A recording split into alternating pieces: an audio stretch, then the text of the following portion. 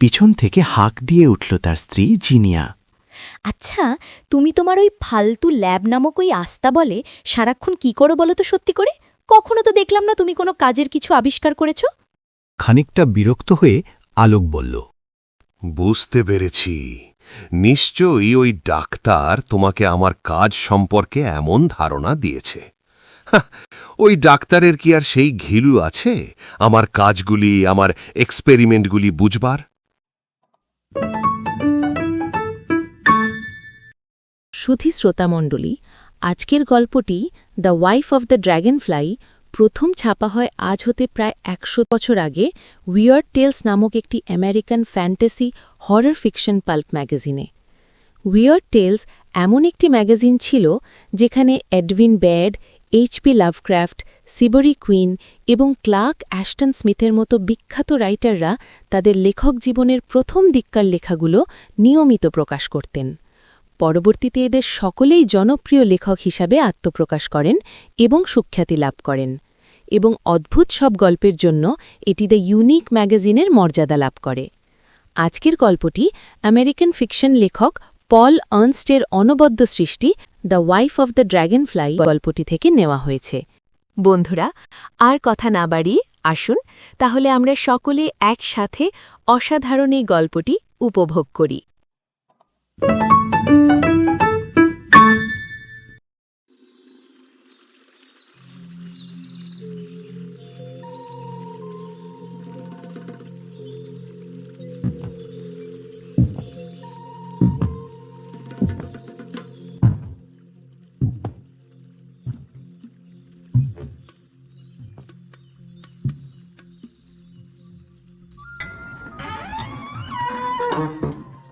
পা টিপে টিপে চুপি চুপি দরজা খুলে বাড়ির বাইরে তার ব্যক্তিগত ল্যাবের দিকে যাচ্ছিল তরুণ বিজ্ঞানী আলোক। হঠাৎ দরজা খুলবার শব্দ পেয়ে পিছন থেকে হাঁক দিয়ে উঠল তার স্ত্রী জিনিয়া। উফ, আলোক, দাঁড়াও। চমকে গিয়ে পিছনে তাকালো আলোক। আমি ভাবতেই পারছি না, এত করে নিষেধ করবার পরও তুমি আজ আবার বাইরে যাচ্ছ। আলোক ধরা পড়ে গিয়ে অজুহাতের ভঙ্গিতে বলল, না মানেই ভাবছিলাম যে কতক্ষণ আর বাড়িতে শুয়ে বসে কাটানো যায়, তাই একটু ল্যাবে গিয়ে যদি কিছু জরুরি হাতের কাজগুলি সেরে ফেলতে পারতাম, সময়টাও তাড়াতাড়ি পার হয়ে যেত। শোনো, তুমি ততক্ষণই বাড়িতে বসে থাকবে যতক্ষণ না ডাক্তার তোমাকে অনুমতি দিচ্ছে বাইরে যাবার জন্য। আচ্ছা, তুমি তোমার ওই ফালতু ল্যাব নামক ওই আস্তাবলে সারাক্ষণ কি করো বলো তো সত্যি করে? কখনো তো দেখলাম না তুমি কোনো কাজের কিছু আবিষ্কার করেছ। ডাক্তারের উপর খানিকটা বিরক্ত হয়ে আলোক বলল, বুঝতে পেরেছি, নিশ্চয়ই ওই ডাক্তার তোমাকে আমার কাজ সম্পর্কে এমন ধারণা দিয়েছে। ওই ডাক্তারের কি আর সেই ঘিলু আছে আমার কাজগুলি, আমার এক্সপেরিমেন্টগুলি বুঝবার? আমি তোমাকে দোষারোপ করছি না, তবে এটাও তো ঠিক তুমি নিজেও কখনো সুন্দর করে জানতে চাওনি যে আমি কি নিয়ে কাজ করি। এত বছরের সংসার জীবনে আলোক তার স্ত্রীর চাইতে যেন বেশি ভালোবাসা এবং সময় দিয়েছে তার ওই ল্যাবটাকে, আর সারাক্ষণ ডুবে থেকেছে নানান রকমের বইপত্রের ভিতরে। আর নানান ধরনের কিসব কেমিক্যালের উৎকট গন্ধে সেই ল্যাবে ঢুকে গিয়ে কি মহান কাজ নিয়ে তার স্বামী ব্যস্ত থাকে তা দেখবার বা জানবার বিন্দু মাত্র আগ্রহ জিনিয়ার নেই। দোষ অবশ্য আলোকেরই বেশি। বরাবরই সে তার স্ত্রীর ব্যাপারে খুবই উদাসীন। যদিও তার মানে এই না যে আলোক তার স্ত্রীকে ভালোবাসে না, আসলে এটাই তার টাইপ। নেশা বলতে তার এই একটাই। কি গবেষণা করে এবং বিড়বিড় করে একা একা কি সব কথা বলে। জিনিয়ার কাছে ইদানিং এসব কাণ্ড একেবারেই অসহ্য লাগে। আলোকের মুখ থেকে কথা কেড়ে নিয়ে জিনিয়া বলল, তোমার বিষয়ে জানতে আমার ডাক্তারকে জিজ্ঞাসা করতে হবে কেন শুনি? আমি ৭-৭টি বছর তোমার সাথে সংসার করবার পর তোমার বিষয়ে আমার নিজের কি বুঝবার কিছু বাকি আছে? না, আর কিচ্ছুই বাকি নেই। চরিত্রে যার দোষ তার আবার উপদেশ? মিন করে কি বললে? আবার বলো শুনি। আমার চরিত্রে দোষ বললে? আরে না, তোমার কথা বলছি না, বলছিলাম ওই ডাক্তারের কথা। লোকে বলে আর কি, চরিত্র নাকি খুব একটা সুবিধা নয় ওর। তার ডাক্তারের চরিত্র সুবিধার নাকি অসুবিধার তাতে আমার কি আসলো গেল? তুমি যা বলতে চাও সরাসরি বলো। না মানে গতকাল তোমাকে দেখলাম বাগানের ওই কোণাটাতে দাঁড়িয়ে ডাক্তারের সাথে তুমি কথা বলছিলে। তো হ্যাঁ, বলছিলাম কথা, হয়েছে কি তাতে? আজকাল কারো সাথে কথা বলাও কি নিষেধ হয়ে গেল নাকি আমার জন্যে?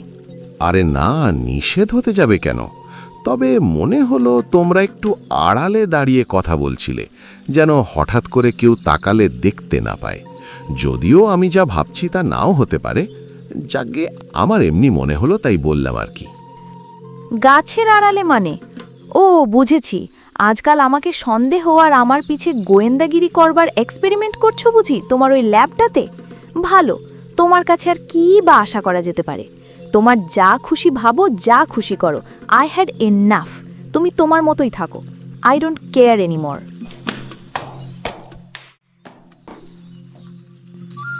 আর কোনো কথা না বাড়িয়ে রাগে গজগজ করতে করতে অন্য রুমে চলে গেল জিনিয়া। আরে তুমি আমাকে ভুল বুঝছো, শোনো কই চললে? দাঁড়ো, আমি আসলে তা মিন করে বলিনি। এই জিনিয়া। জিনিয়া ফিরে তাকালো না, সশব্দে মাটিতে পা ফেলতে ফেলতে বাড়ির ভিতরে চলে গেল। আরে দেখ, কি বলতে চাইলাম আর ও কি বুঝলো। চুলোয় যাক।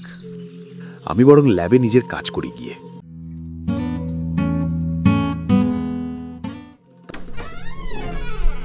তালা খুলে ল্যাবে ঢুকে তারপর ভালো করে ভেতর থেকে আটকে দিল ছিটকানি। জানালাগুলিও খুব ভালো করে চেক করে দেখল ঠিকমতো লাগানো হয়েছে কিনা। তারপর কি যেন একটা বিষয়ে ভাবতে ভাবতে নিজের চেয়ারটা টেনে নিয়ে বসল আলোক। চোখ বন্ধ করে কিছুক্ষণ ভাবল কিছু একটা। তারপর একটা দীর্ঘশ্বাস ফেলে টেবিলের উপরে তাকের শিশিগুলি সরিয়ে তার পিছন থেকে বের করল একটা বাক্স। বাক্সটা কিন্তু সাধারণ যেমন কাঠের বাক্স দেখি আমরা তেমনটি নয়। বাক্সটির উপরের দিকে কিছু ছোট ফুটো করা আছে, যেন সেই ফুটো দিয়ে বাতাস যাতায়াত করতে পারে। একটা বড় ফুটোর মধ্যে টর্চের আলো ফেলল আলোক। তারপর দেখল বাক্সের ভিতরের ক্ষুদ্র একটি জীব নড়াচড়া করছে। আলোক সেটাকে জীবিত দেখতে পেয়ে খুশি হয়ে খুব আদরে কণ্ঠে বলল, বন্ধু, খবর কি তোর? সরি, বউয়ের জ্বালাতে দুদিন তোকে দেখতে আসতে পারিনি।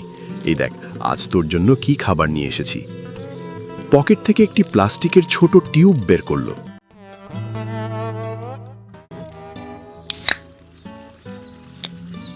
তারপর টিউবটি খুলে কয়েকটি মৃত মাছি আর বড় বড় সাইজের কালো মৃত পিঁপড়া বের করে বাক্সের ফুটো দিয়ে ঢুকিয়ে দিল। তারপর বলল, আগে সবটুকু খেয়ে সাবার কর, তারপর তোকে বেরোতে দেব।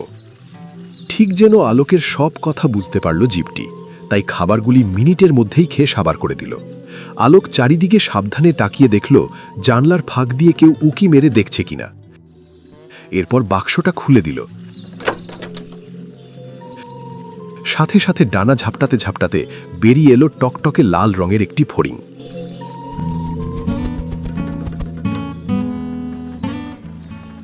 যথারীতি ফড়িংটা এখন মুক্তির আনন্দে সারা ঘরে উড়ে বেড়াবে। তারপরে সে আলোকের সামনে টেবিলটার ওপরে শান্ত হয়ে বসবে। এভাবেই ট্রেনিং দেওয়া হয়েছে ফড়িংটাকে। তারপর ঘটবে এমন এক আশ্চর্য ঘটনা, যা এই মহাজগতে আগে কখনো ঘটেনি। চলুন, ফড়িংটা যতক্ষণ মনের আনন্দে সারা ঘরে উড়ে বেড়াবে, সেই সময়ের ফাঁকে আলোক এবং পতঙ্গ নিয়ে তার এক্সপেরিমেন্টের বিষয়ে আপনাদের খানিকটা ধারণা দিই। আলোকের আসল পেশা ছিল একজন মনোবিজ্ঞানী। সে ওইসব মনোবিজ্ঞানীদের একজন যারা আপনার চোখের সামনে একটি ঘড়ি পেন্ডুলামের মতো দুলিয়ে আপনাকে ঘুম পাড়িয়ে দেবে। তারপর আপনি সম্মোহিত হয়ে আপনার মনের ভেতরের সকল কথা আপনা আপনিই বলে নেবেন। অর্থাৎ আপনারা যাকে বলেন হিপনোটিজম, অনেকটা ঠিক সেই রকম। নিজের কর্মক্ষেত্রে নিরলস সেবা প্রদান এবং অভাবনীয় দক্ষতার কারণে খুব তাড়াতাড়ি তার নাম যশ ছড়িয়ে পড়ে চারদিকে। এমনকি রুগী বা ক্লায়েন্টরা তার দিনের পর দিন অপেক্ষা করত তার চেম্বারে সিরিয়াল পাওয়ার জন্য। কিন্তু হঠাৎ করেই আলোক সকল কিছু ছেড়ে ছুড়ে দিয়ে বাড়িতে তার নিজের সেই ল্যাবটাতে বসে কী সব পোকামাকড় নিয়ে কাজকর্ম করা শুরু করে দেয়। আপনাদের জানিয়ে রাখি, আলোক এমন শ্রেণীর মানুষের মধ্যে পড়ে যারা তাদের কাজের বা বিদ্যার সর্বশেষ স্তরে না যাওয়া পর্যন্ত শান্তি পায় না। আলোক গভীরভাবে চিন্তা করে এবং মোটা মোটা বইপত্র পড়বার পর এই সিদ্ধান্তে উপনীত হয়েছিল যে যদি মানুষের মতো জটিল দেহের প্রাণীকে হিপনোটাইজ করে আলোক তার ব্রেইনের ভিতর ঢুকে পড়ে তাকে সম্পূর্ণ রিড করে অনায়াসে নিয়ন্ত্রণ করতে পারে, তবে অবশ্যই পোকামাকড়ের মতো কম জটিল বা সরল দেহের প্রাণীকেও একইভাবে হিপনোটিজমের মাধ্যমে তার শরীর দখল ও নিয়ন্ত্রণ করা সম্ভব। কেবল থিওরি দিয়েই ক্ষান্ত হয়নি আলোক। কয়েক বছর ধরে প্রতিদিনই বিভিন্ন রকমের পতঙ্গের ব্রেনের মধ্যে ঢুকে যাবার নিরলস এক্সপেরিমেন্ট চালিয়ে যেতে যেতে অবশেষে সফলভাবে এক অসম্ভব কাজকে সম্ভব করতে পেরেছে। অর্থাৎ এই বড় লাল ফড়িংয়ের ব্রেনের ভিতরে নিজের ব্রেনের নির্যাস অর্থাৎ নিজের আত্মা ফড়িংয়ের শরীরে ঢুকিয়ে ফেলে মানব সত্তা থেকে এখন ফড়িং সত্তাতে চলে যেতে সক্ষম আলোক। এক কথায় দেহান্তর বা আত্মা স্থানান্তরও বলে যেতে পারে একে। তবে কাজটিতে কিছু সীমাবদ্ধতা রয়েছে, যেমন মানুষের ব্রেন তথা আত্মা পোকাদের ব্রেনে ট্রান্সফার হবার পর তা 15 মিনিট নতুন দেহে ধরে থাকতে পারে। যদি এই 15 মিনিটের মধ্যে নিজের মানব শরীরে ফিরে না আসতে পারে, তাহলে মানব শরীর এবং পতঙ্গ শরীর দুটিই চিরতরে মৃত্যুবরণ করবে। যখন আলোকের আত্মা অন্য পতঙ্গের শরীরে প্রবেশ করে, তখন মনুষ্য শরীরটি একেবারে নির্জীব থাকে। 15 মিনিটের মধ্যে সেই পতঙ্গ এসে একটি কামড় দিয়ে রক্তের মাধ্যমে আবার মানুষ্য শরীরে প্রবেশ করে আগের মতন হয়ে যেতে সক্ষম। তবে এর মধ্যেও টুইস্ট রয়েছে। যেমন মনে করি, প্রথমে আলোক একটি পিঁপড়ার মধ্যে নিজের আত্মা ট্রান্সফার করে ফেলল। এরপর 15 মিনিটের ভিতরে পিঁপড়াটি যদি একটি মাছিকে কামড়ে দেয়, তাহলে তার আত্মা তখন চলে যাবে মাছিটির ভিতরে। কিন্তু সবচাইতে বড় যে অসুবিধাটি ফেস করছে আলোক, তা হল 15 মিনিট সময়ের মধ্যে আবার আত্মা না ফিরিয়ে আনা হয়, তবে মানুষ্য শরীরের সকল কোষ একসাথে চির মৃত্যুবরণ করবে, যার কারণ এখনও আলোকের অজানা। হয়তো এটি প্রকৃতির আইন অমান্য করবার শাস্তি। তাছাড়া আরও কিছু সাইড এফেক্টও আছে, যেমন হার্ট দুর্বল হয়ে পড়া তার মধ্যে অন্যতম। প্রাথমিক অবস্থায় আলোকের ব্লাড প্রেশার হাই হয়ে যাচ্ছিল এবং হার্ট পেইন হচ্ছিল অনেক। এজন্যই ডাক্তার বলে দিয়েছিলেন কমপ্লিট বেড রেস্ট দরকার, অন্তত পরবর্তী কয়েক মাসের জন্য। এবার আসি ডাক্তার প্রসঙ্গে। ডাক্তার কাননকে বিশেষভাবে অপছন্দ করে আলোক। কেবল অপছন্দ বললে কম বলা হবে, ডাক্তার কাননকে মূলত ঘৃণা করে আলোক। কারণ মূলত একটাই, অনেক আগে থেকেই তার স্ত্রী জিনিয়ার সাথে খুব বেশি ঘেঁষাঘেঁষি এই ডাক্তারের। কারণে অকারণে তার বাড়িতে অতিমাত্রায় যাতায়াত করা, বাড়িতে এসেই জিনিয়ার সাথে ফুসুর ফাসুর গল্প করা আর কথায় কথায় হো হো করে হাসাহাসি করা মোটেও সহ্য হয় না আলোকের। মূলত ডাক্তার কানন জিনিয়ার পূর্ব পরিচিত, তার বড় ভাইয়ের বন্ধু ছিলেন, সেই সুবাদেই বাড়িতে যাতায়াত। এবং সঙ্গত কারণে আলোকের মনে সন্দেহ জাগে জিনিয়ার সাথে কোনো সম্পর্ক রয়েছে কিনা এই বিষয়ে। পারিপার্শ্বিক ঘটনাগুলি যদিও জানান দেয় সম্পর্ক থাকার বিষয়টা অসম্ভব নয়, কিন্তু সরাসরি কোনো প্রমাণ যেহেতু হাতে নেই, সেহেতু কোনো প্রকার স্টেপ নেয়া কিংবা জিনিয়াকে সরাসরি জিজ্ঞাসা করা যাচ্ছিল না এই বিষয়ে। অবশেষে প্রমাণ পাবার দিনটি আজ ঘনিয়ে এসেছে। আজই আলোক ফড়িংয়ের ভেতর তার আত্মা ট্রান্সফার করালে, তারপর ফড়িং হয়ে ডাক্তারের সাথে জিনিয়ার কথোপকথন শুনবে সে। প্রতি রবিবার ডাক্তারের সাথে জিনিয়া গোপন অভিসারে বের হয় বাড়ির সামনের পার্কটিতে। আলোক আজ মানসিকভাবে সম্পূর্ণ প্রস্তুতি নিয়েই ল্যাবে ঢুকেছে, বেহান্তর ঘটানোর প্রস্তুতি।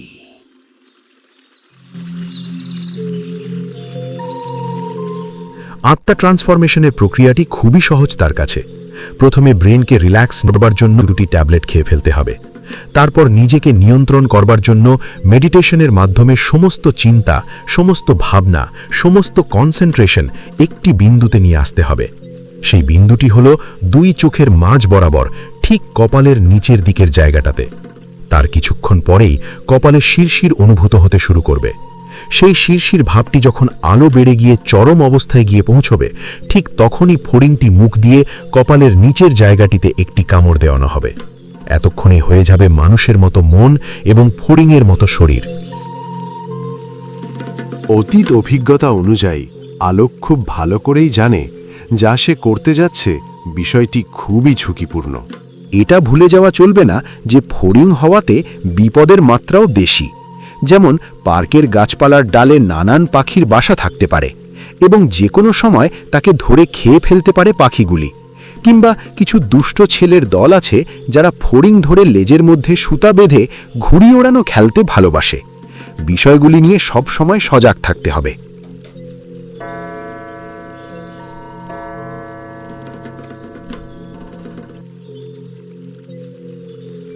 ঘড়িতে তখন বিকেল 4টে বাজল। সময় হয়ে গেছে, এখনই ট্রান্সফরমেশনের কাজটা শুরু করতে হবে। আলোক চোখ বন্ধ করল। শ্বাস প্রশ্বাসের গতি ধীর হয়ে এলো। তার সমস্ত মনোযোগ কেন্দ্রীভূত হতে লাগল কপালের সেই মধ্যবিন্দুতে। কিছুক্ষণের মধ্যে শুরু হলো তীব্র শিরশির অনুভূতি। মাথা বেয়ে ওই ঠান্ডা অনুভূতিটা যেন শরীরের নিচের দিকে নেমে যাচ্ছে। ঠিক সেই মুহূর্তে আলোক ফড়িংটাকে কপালে ছোঁয়াল। ফড়িংটা তার শিকারী প্রবৃত্তি অনুযায়ী একটা কামড় বসিয়ে দিল। এরপর সব কিছু অন্ধকার।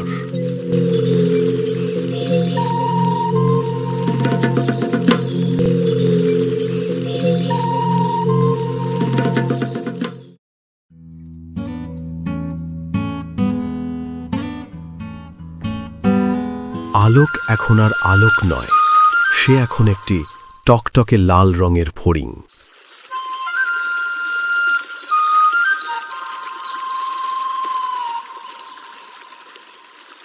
ফড়িং হয়ে উঠবার পর প্রথমেই চেষ্টা করল মুখ দিয়ে একটা শব্দ করতে, কিন্তু কোনো শব্দ বেরোল না।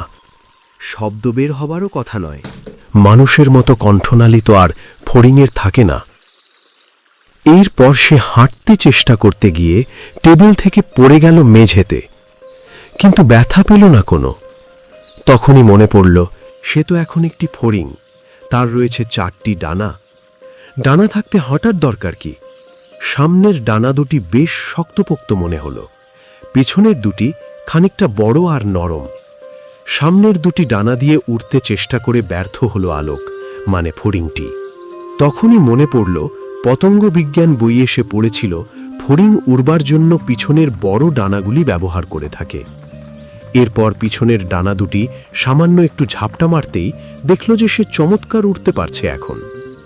সবচাইতে বেশি অবাক লাগলো এটা দেখে যে সে সামনে পিছনে ডাইনে বামে সব দিকেই মাথা না ঘুরিয়ে দেখতে পাচ্ছে।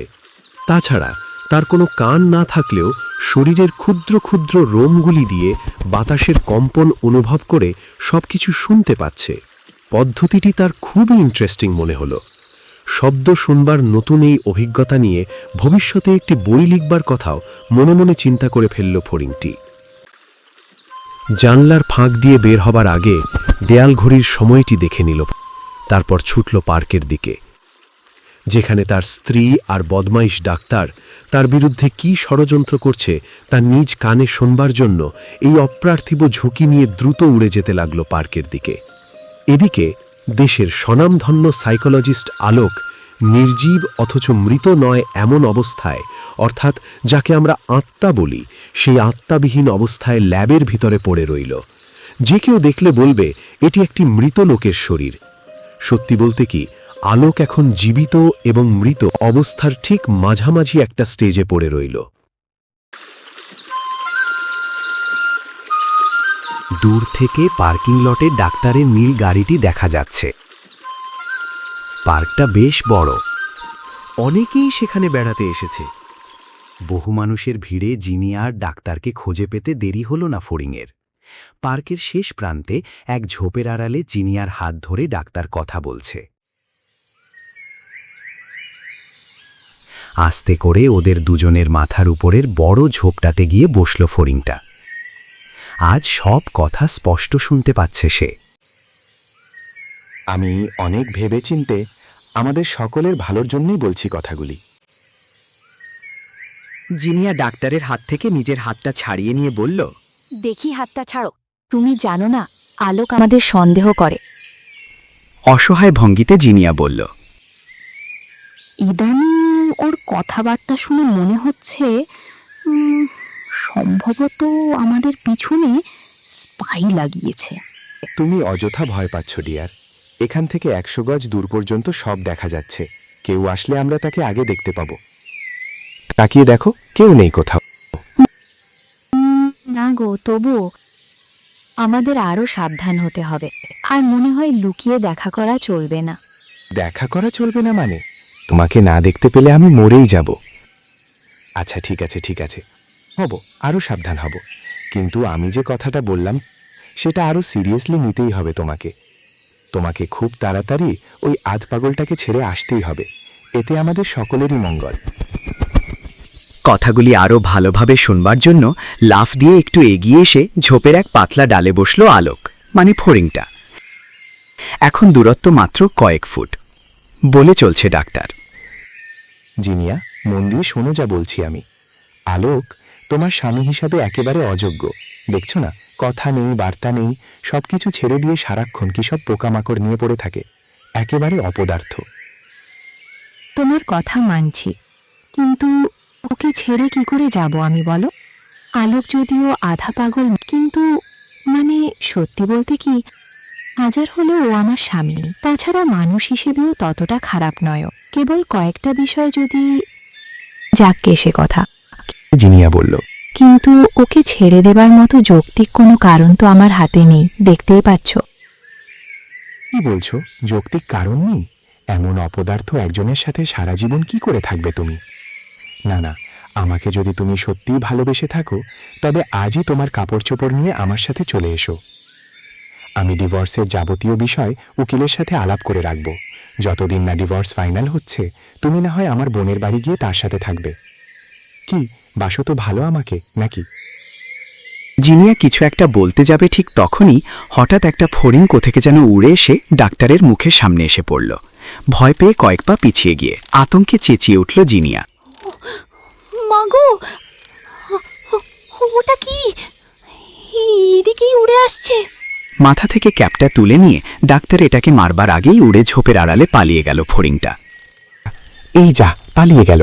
ভয় পেও না, ওটা কেবলই একটা ফড়িং। চলো তাড়াতাড়ি, আমার এসব পোকামাকড় অসহ্য লাগে। আচ্ছা চলো। আর হ্যাঁ, এই দেখো তোমাকে কতটা অবহেলা করছে আলোক। তুমি আধুনিক একটা মেয়ে, অথচ তোমাকে কোনো অজপাড়া গায়ের কি সব পোকামাকড়ের মধ্যে ফেলে রেখেছে। এটা কি তোমার মতো মেয়ের জন্য অমর্যাদাকর বিষয় নয়? যুক্তি দেখায় ডাক্তার। সে যাই হোক, আমরা বিবাহিত। এই সংসার এক কথায় ভেঙে ফেলা যায় না। আচ্ছা আগে চলো এখান থেকে, আমার ভয় করছে ভীষণ। ওহ, বুঝতে পেরেছি, তুমি আসলে আমাকে ভালোই বাসো না। তা বিষয়টা সরাসরি আমাকে জানিয়ে দিলেই হয়। অভিমানের সুরে বলল ডাক্তার। না না, ওভাবে বলো না। তুমি ছাড়া আমাকে কেই বা বুঝে বলো? আমি আসলে তোমাকে। কথাটা শেষ করতে পারল না জিনিয়া। ফড়িংটাকে আবার উড়ে আসতে দেখে চিৎকার করে উঠল, ওই যে দেখো, ওটা আবার উড়ে আসছে এদিকে। চলো এখান থেকে। আচ্ছা আচ্ছা চলো, আমরা বরং বাকি কথাগুলি গাড়িতে বসে সেরে ফেলি। ডাক্তার ঠিক একজন প্রেমিকের মতো জিনিয়ার কাঁধে হাত রেখে অন্যদিকে হেঁটে চলে গেল। আর এদিকে ফড়িংটা ঝোপ থেকে বেরিয়ে গাছের একটা ডালে এসে বসল, ওরা দুজন কোন দিকে যাচ্ছে তা ভালো করে দেখবার জন্য। এমন সময় ফড়িংয়ের গায়ের সমস্ত হুল খাড়া হয়ে গেল। হঠাৎ তার মাথার উপরে কয়েক ফিট ব্যবধানে দেখতে পেল লাল দুটি বড় বড় চোখ আর শক্ত একটি ঠোঁট ঠিক তার দিকেই ধেয়ে আসছে প্রবল গতিতে। এক মুহূর্ত দেরি না করে চোখ বন্ধ করে লাফ দিল ফড়িংটা। একটি পাখি প্রায় তাকে ধরেই ফেলেছিল। সময় মতো সরে যাবার কারণে পাখির শক্ত ঠোঁট গাছের ডালে গেঁথে গিয়ে খানিকটা ছাল তুলে ফেলল ডালটি থেকে। একটুর জন্য প্রাণে রক্ষা পেল সে। ঝোপের আরেকটু ভিতরে ঢুকে গিয়ে উল্টো হয়ে নরম পাতার ওপরে গিয়ে পড়ল ফড়িংটা। ওভাবেই রইল কিছুক্ষণ, কোনো নড়াচড়া করল না। এরপর পাখিটা এদিক ওদিক তাকিয়ে ফড়িংটাকে আর দেখতে না পেয়ে কিচকিচ শব্দ করতে করতে উড়ে চলে গেল।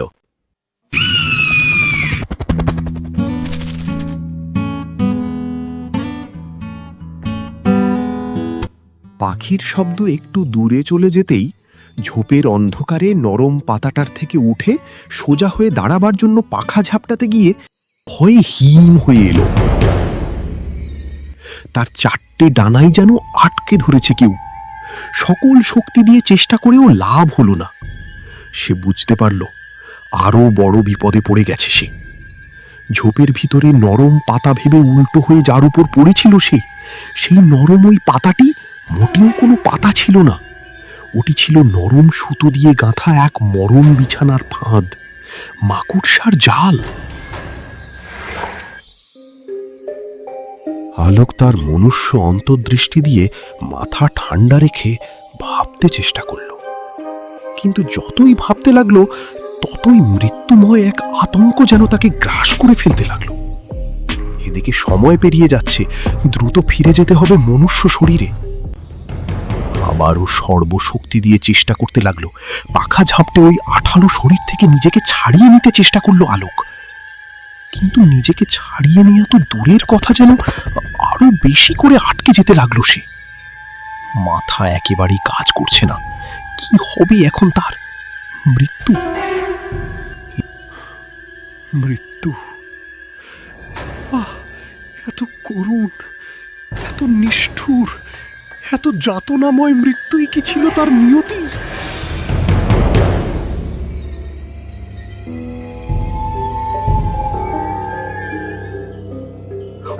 ভাবনাগুলি সব এলোমেলো হয়ে যাচ্ছে।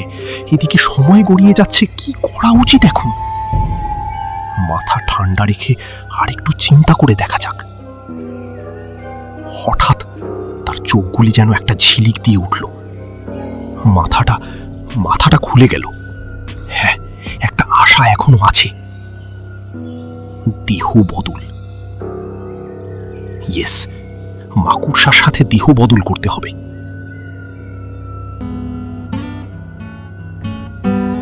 তার জন্য একটা ভান করতে হবে তাকে, মরে যাবার ভান। কারণ মাকড়সার সাথে দেহ বদল করতে হলে সজোরে মাকড়সার 2 চোখের মাঝখানে একটা জুৎসই কামড় বসাতে হবে। এই জন্য মাকড়সাটিকে একেবারে এমন ডিস্টেন্সের মধ্যে আসতে হবে যেন কামড় দেবার সুযোগ পাওয়া যায়। এমন সময় যেন একটি কম্পন অনুভব করল। কোনো প্রকার নড়াচড়া না করেই তার খোলা চোখ দিয়ে দেখতে পেল একটি বিরাট কালো ভয়ঙ্কর 8 পায়ের প্রাণী এগিয়ে আসছে।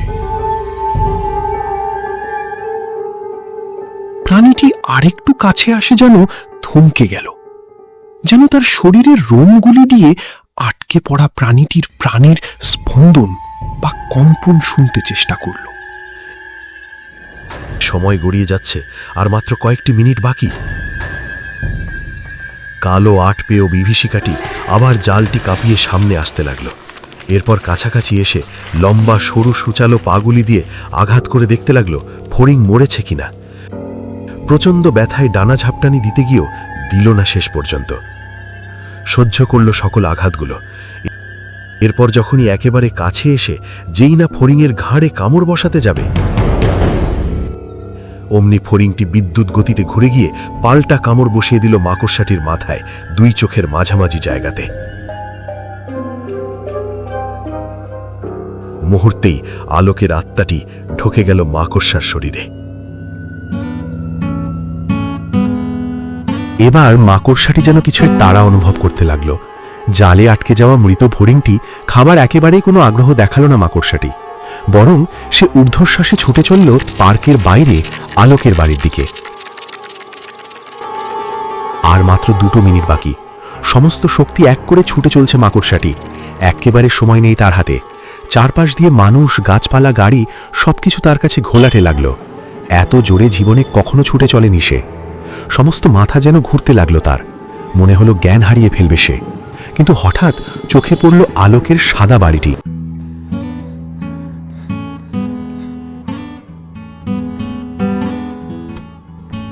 যেন প্রাণ ফিরে পেল 8 পায়ের প্রাণীটি। যেটুকু শক্তি অবশিষ্ট ছিল সব জড়ো করে ছুটল আলোকের ল্যাবের দিকে। প্রচণ্ড হাঁপাচ্ছে সে। তবুও আর 1 সেকেন্ডও সময় নষ্ট করতে চাইল না সে।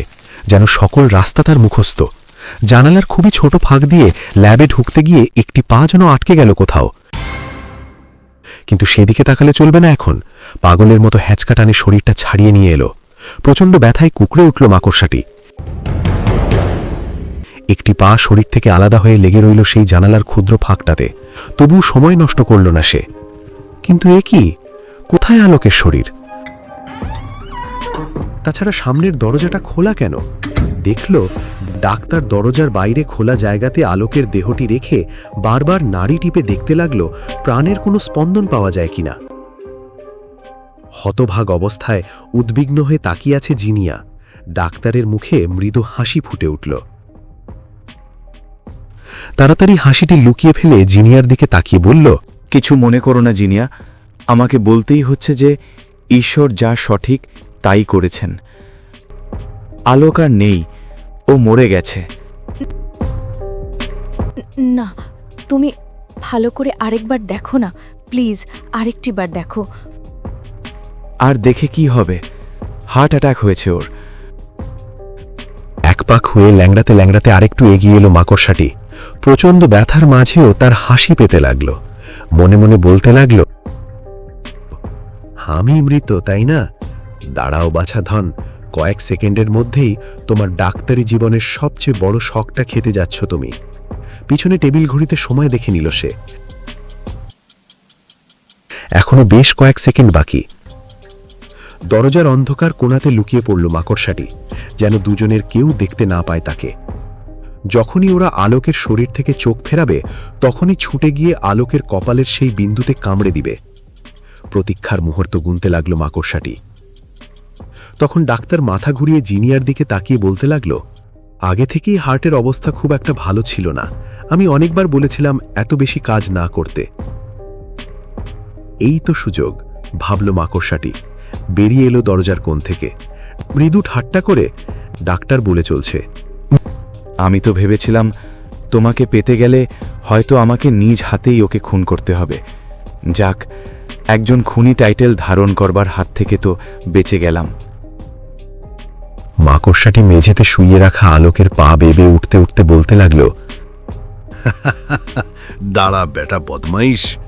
আচ্ছা, আমাকে খুন করবার প্ল্যান ছিল তোর না? হ্যাঁ, আর কয়েকটা সেকেন্ড অপেক্ষা কর, আমি এক্ষুনি জেগে উঠছি। তারপর তোকে আজ আমি ঘাড় ধরে বাড়ি থেকে তাড়াবো। শার্টের ওপর দিয়ে কপালের দিকে যেতেই হঠাৎ এক চিৎকার শুনে ধমকে দাঁড়ালো মাকড়সাটি। এই তাকিয়ে দেখো ওটাকে, কি ভয়ঙ্কর প্রাণী! মারো মারো ওটাকে প্লিজ, তাড়াতাড়ি, এখনই মেরে ফেলো ওটা। ও গড, কি ভয়ঙ্কর! ডাক্তার পেছনে ফিরে তাকালো, দেখলো একটা কালো মাকড়সা আলোকের বুক বরাবর এগিয়ে যাচ্ছে। তাড়াতাড়ি টেবিলের উপর থেকে একটা খবরের কাগজ দেখতে পেয়ে সেটা হাতে তুলে মুড়িয়ে রোলের মতো করে নিল। তারপর হালকা একটা বাড়ি দিল যেন মাকড়সাটি থেতলে না যায়। এরপর মাকড়সাটির আধা থেতলানো শরীরটা নিউজপেপার সহকারে জানালা দিয়ে ছুঁড়ে ফেলে দিল নিচের এক নর্দমাতে। থেতলে যাওয়া শরীরে চিৎকার করে মাকড়সা অর্থাৎ আলোক কিছু একটা বলতে চাইল যেন, কিন্তু কোনো শব্দ বেরোল না। শরীরটা শেষবারের মতো একটা ঝাঁকুনি দিয়ে নিথর হয়ে পড়ে রইল।